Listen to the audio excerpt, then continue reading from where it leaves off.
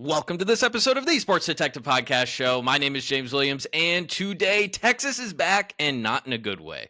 What are we talking about? Well, as you guys know, Texas fell out of the top 25 this past weekend after a very disappointing road loss to Florida.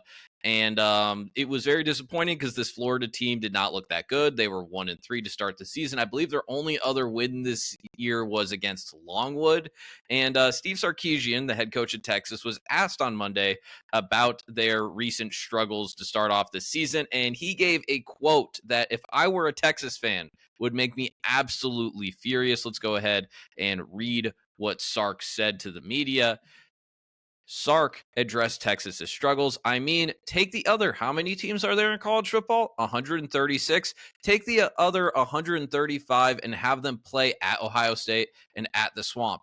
See how they do.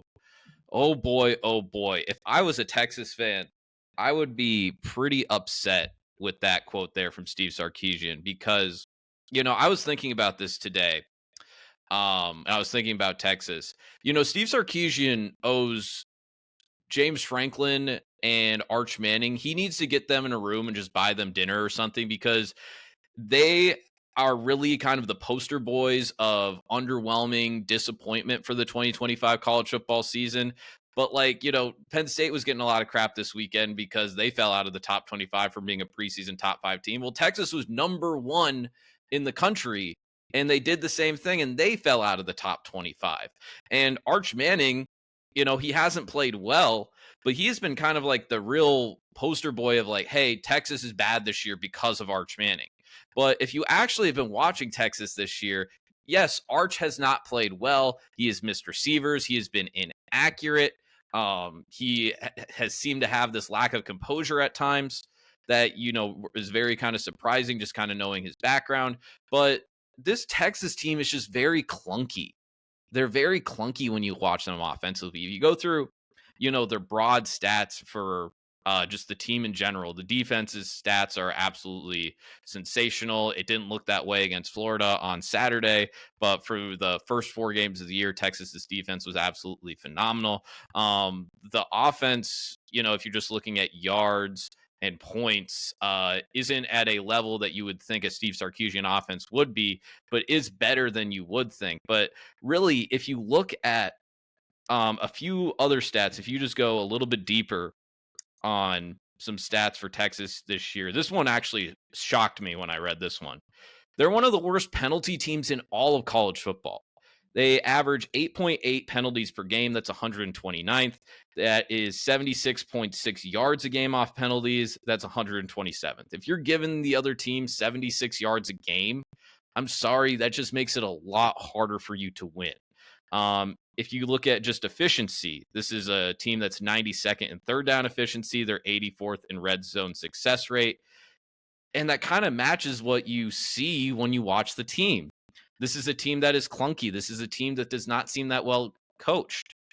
And it's not just Arch that the reason this team is very disappointing this year. It's not just Arch. It's a coaching catastrophe right now.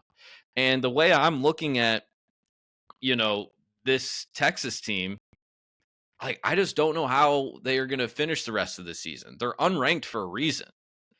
And you just look at the rest of the schedule. It's the Red River rivalry this week. Then you go at Kentucky, at Mississippi State, home against Vanderbilt, at Georgia versus Arkansas, and you finish against Texas A&M. This might be like a 7-5 team. It might genuinely be. Oklahoma, I think, is better than you. I just think they are better than you this year. Georgia is better than you this year. Texas A&M is better than you this year. I think all 3 of those games could very much be losses. And I mean, that's probably underranking teams like Vanderbilt and Mississippi State and Kentucky, and who knows what the wild card will be with Arkansas as far as a team with an interim head coach that does still have some talent on it, and that is obviously a rivalry game. To the point too, Sark's overall point, where he was like, hey, a lot of teams, if they go play at Ohio State, they go play at the Swamp down in Florida, they don't win. And you know what? Sark does have a point. Ohio State, I think Ryan Day is probably the best head coach in college football right now. Ohio State just won the national championship last year. They might have the two best players in the country that are non-quarterbacks, and Jeremiah Smith and Caleb Downs.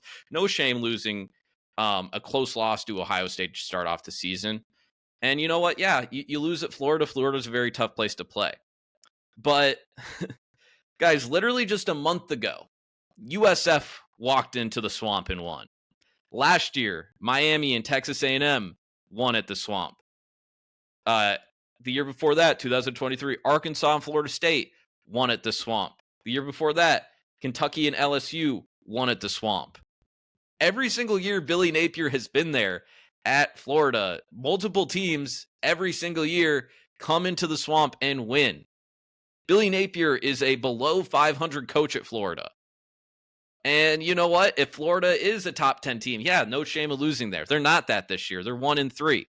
Billy Napier, if Texas wins that game, Billy Napier is is sitting at home right now, not worried about Florida's next game. He's going to be a head coach that is getting a very handsome buyout if he doesn't win that game against Texas. He was this close to getting fired. And by the way, if you watch Florida too, which I've done a lot of, they are also not the best coached team. And the thing is, too, with this quote that makes it so frustrating if you're a Texas fan, I can imagine, is what kind of attitude is this? Oh, yeah, whatever. We lost some road games. Okay, you were the number one team in the country to start off this year. You are good Texas now. This is not Charlie Strong's Texas. This is not Tom Herman's Texas. This is Steve Sarkisian's Texas. You are good Texas. You were supposed to be in the college football playoff every single year. You were supposed to be competing for an SEC championship every single year. That is the expectation. That is the standard that you rose to, that you brought Texas back to. That is what you did there, Steve Sarkisian. Takes a lot of credit because a lot of other guys tried and they failed. Texas is not an easy place to win at. It's great if you can win there. It's great if you can build there. But there's a reason that they aren't Ohio State or they aren't what Alabama was under Nick Saban or what Georgia's been under Kirby Smart. It's a tougher place to win. Now, it's not impossible to. We obviously saw the last 2 years, this team made it to the top 4 of the college football playoff, won the Big 12 in their last year there, made it to the SEC championship game last year. This isn't just an Arch issue. This is a coaching issue with Texas. This is something that is very alarming, where you have a 1-3 Florida team, you play them, and they push you around on both lines of scrimmage. I'd be very concerned if I'm a Texas fan. Does this have shades of 2010 Texas? If you guys don't remember, so the Mac Brown years went like this. They win the championship with Vince Young. Then they have all of the Colt McCoy years after that, where they are, an incredibly good team. 2009, they make the BCS national championship game. Colt McCoy gets hurt very early. They have to bring in Garrett Gilbert. He actually plays pretty well in that game, but Alabama ends up beating Texas. And you kind of thought okay, well, Texas lost this, but they got the heir apparent to Colt McCoy right here. Well, Texas came into that year. They were 5th in the preseason poll, and they ended up going 5-7. This seems very similar to that, where this team came in. You saw little glimpses of Arch over the last 2 years, and you're like, hey, you know what? They might have upgraded at quarterback heading into this year. We know Steve Sarkisian runs an offense. He's recruited enough talent for that defense to still be an absolute monster. This team should pick up right where they left off. They should start ascending now that Arch Manning is the quarterback. And they've degressed. They have descended. And I don't know what this team is going to be for the rest of this year. And even too, if you want to blame, Arch and be like, hey, this is all Arch, blah, blah, blah. Well, who's the guy that evaluated Arch? Who's the guy that hasn't gotten a decent backup to follow, to be behind Arch in case, he does get he is very disappointing, or he gets hurt and you have to play with someone else. Very bad. I don't know what the record's going to be. I don't think this team is making the playoff. And they will probably have to win out to make the playoff. And even with a backup quarterback, I still think Oklahoma should beat Texas, even though for some reason Texas is favored by 3 points, I think it is, or 3.5. Yeah, that's going to do it. Texas fans, let me know how you feel. Let me know how you feel in the comments. I would not be happy at this quote. I would not be happy. This is not the attitude that you want out of your head coach that should be competing for national championships every single year. So that's going to do it for this episode here today. Thank you so much for watching. If you like this video, make sure you hit like, hit subscribe if you haven't done so already. That's the number one thing that you can do to help support this channel. It costs you absolutely $0. We're trying to get to 1,000 subs. We're very close there. We're at 948 at the time I'm recording this. So if you can help me get to that total, I'd very much appreciate it. And feel free to check out other videos on the Sports Detective Podcast channel page. We're going to be doing a bunch of other college football stuff this week. Thank you for watching. Bye.